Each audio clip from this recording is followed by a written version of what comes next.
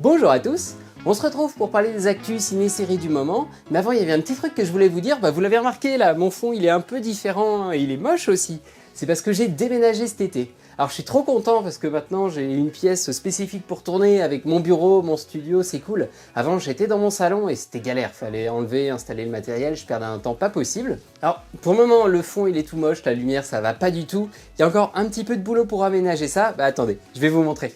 Et voilà mon lieu de tournage. Alors, vous allez voir ce setup professionnel. En fait, j'ai juste enlevé la tapisserie de chez mamie de chaque côté pour avoir un mur un semblant blanc, mais il est super sale parce que j'ai pas encore eu l'occasion de mettre un coup de peinture et tout. Donc j'ai mis deux cadres pour faire cache-misère. Et voilà. Donc il y a encore un petit peu de boulot, mais il y a moyen de faire un fond sympa, ça va être chouette. Et vous allez voir au fil des vidéos, enfin j'espère, ça va s'améliorer petit à petit. Et bien maintenant que vous savez tout, on attaque comme d'habitude avec un petit point box-office. Vous le savez déjà probablement, mais cet été, les films Barbie et Oppenheimer ont tout écrasé sur leur passage. Barbie a notamment dépassé les 5 millions d'entrées et devient le deuxième plus gros succès de l'année juste derrière Mario.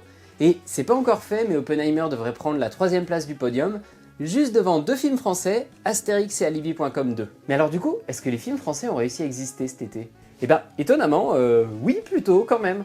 En fait, Barbenheimer a surtout fait du mal aux autres blockbusters américains, Mission Impossible, Indiana Jones, En eau très trouble, The Flash ou Blue Beetles. Tous ces films-là ont été des petites déceptions au box-office, mais les films français, ils ont évité la catastrophe, il y en a même qui sont plutôt bien tirés. Les Trois Vengeances de Maître Poutifard, qui est sorti au début de l'été et dont j'avais fait la critique, alors lui, il s'est lamentablement planté. 500 000 entrées, c'est pas trop mal, mais il avait un budget de 15 millions d'euros, c'est juste énorme, et donc c'est une grosse déception. Mais sinon, tous les autres films français, franchement ça va. Par exemple, Miraculous, le blockbuster d'animation français, il a attiré 1,6 million de spectateurs. C'est un beau score, hein. Je crois même que c'est un record pour un film d'animation. Alors, le film a coûté super cher, 80 millions d'euros, donc maintenant il va falloir voir comment il s'exporte pour définir si c'est un succès, mais ses premiers chiffres sont plutôt encourageants. Les Blagues de Toto 2 a attiré quasiment 700 000 spectateurs, alors c'est moins que le premier volet, mais franchement pour une suite ça reste un score très admirable. Les Dégains 2 a réuni 505 000 spectateurs, donc là aussi beau succès. Et l'autre petit film qui a réussi à bien tirer son épingle du jeu, c'est Yannick, de Quentin Dupieux. Il a attiré 362 000 spectateurs. Pour un film qui dure 1 heure, qui a été tourné en 6 jours avec un budget de moins d'1 million d'euros, franchement c'est très fort. Malgré ces petits succès, il faudra quand même attendre fin août pour qu'un film français se hisse en haut du box-office et détrône enfin Barbie, et c'est Anatomie d'une chute de Justine Triet qui a réussi cet exploit-là. Le film vient de dépasser le million de spectateurs, et c'est complètement mérité. Et du côté des films de la rentrée, qu'est-ce que ça donne ? Alors le petit succès surprise de la rentrée, c'est Tony en famille avec Camille Cotin. Le film a de super retours presse et spectateurs et attire pas mal de monde en salle.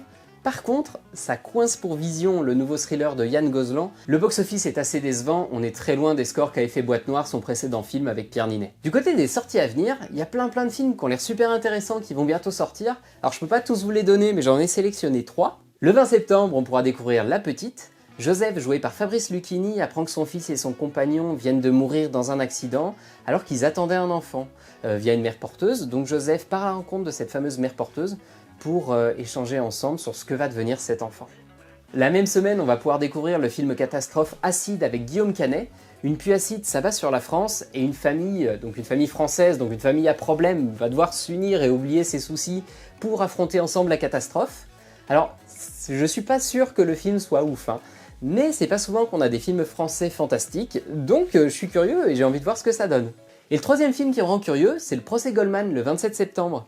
Le film se passe dans les années 70 et revient sur le procès de Pierre Goldman, le frère de Jean-Jacques. Il est accusé de braquage à main armée et même d'assassinat, et c'est aussi une figure de la gauche intellectuelle révolutionnaire. Côté série maintenant, Tapie, sur la vie de Bernard Tapie avec Laurent Lafitte dans le rôle titre, est sorti la semaine dernière sur Netflix. Je l'ai pas encore vu, donc je sais pas du tout ce que ça donne, n'hésitez pas à me dire en commentaire si ça vaut le coup. Toujours côté série, la bande-annonce de Lupin saison 3 a été dévoilée. On y voit Hassan qui ne se cache pas de la police mais au contraire prépare un nouveau casse. Franchement j'ai trouvé que la saison 1 était chouette, mais la 2 super décevante. Donc j'espère une bonne surprise avec la 3, verdict le 5 octobre. Et ça y est, la suite de La Flamme et du Flambeau de Jonathan Cohen a été confirmée, mais on n'a pas eu plus d'infos sur quelle émission serait parodiée, ni sur le casting. Donc je sais pas, quels sont vos pronostics ? Top Chef, Pékin Express, Star Academy ? Tout est possible. Incroyable mais vrai, Marion Cotillard va jouer la Reine des Neiges. Enfin, pas vraiment la Reine des Neiges, mais une comédienne qui joue un film sur la Reine des Neiges. Le film s'appelle La Tour de Glace et est réalisé par Lucille Hadjalilovic. Alors, l'histoire se déroule dans les années 70, donc le film s'appuiera sûrement plus sur le conte original La Reine des Neiges que sur l'adaptation Disney, mais bon, est-ce qu'il vaut quand même se laisser tenter par un petit libéré-délivré? Autre info, le réalisateur de 34 ans, Xavier Dolan, a annoncé qu'il arrêtait le cinéma. Il a expliqué être fatigué et découragé. Son dernier projet, c'était une série qui est sortie ce début d'année, La nuit où Laurier Gaudreau s'est réveillé. Et pour les réaliser, il s'est autoproduit, il a même emprunté de l'argent à son père. Et au final, ça a été un gros bide. Il y a très peu de chaînes télé qui l'ont acheté, et donc il a perdu pas mal d'argent, elle a été assez peu regardée. Et c'est dommage, parce qu'elle était pas mauvaise pourtant. Trop longue, il y a 5 épisodes, ça se traîne en longueur, mais franchement intéressante. Mais cet échec l'a beaucoup remis en question, et il se demande si son cinéma devient pas mauvais, et donc il a choisi de s'éloigner de ce milieu pour plutôt travailler dans le domaine de la publicité. Donc peut-être qu'on verra toujours Dolan au cinéma, mais dans les petites pubs avant les films. Et je termine avec le film qui sera sûrement le Arthur la Malédiction 2024.